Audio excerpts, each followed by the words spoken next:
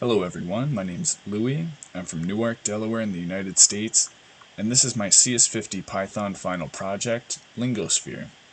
It's a word of the day program where I've included a sign up and sign in function which supports different levels of proficiency, from which we'll select a word randomly from each of the respective CSV files, which I've used the help of ChatGPT to help me select all of the words and all of the information for each of the words. I also have a helpers file which just does aesthetic formatting for each of the words and clears the screen between the menus. And finally, I have a CSV pruner file which formats and removes duplicates from the different CSVs and does anything CSV related. There's quite a few functions I have included on here. And then here's the main program. There's a lot of libraries that I draw from because there's a lot of features that I wanted to include.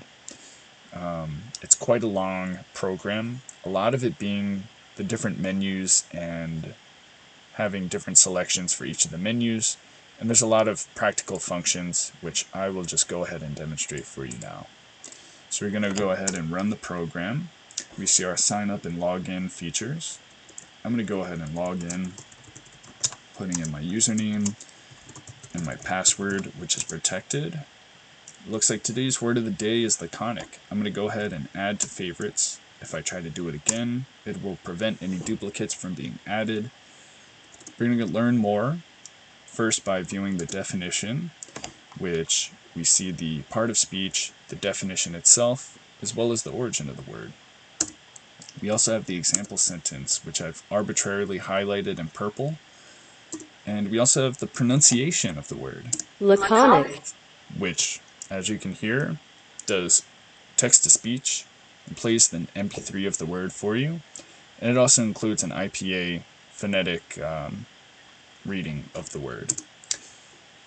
Finally, we're going to go and we're going to view the favorited words, and we see the date that it was acquired here. We're just going to type in the word case insensitively, and it will bring us back and we can review any of that information.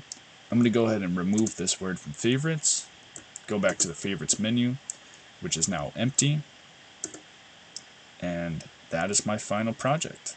Thanks for watching.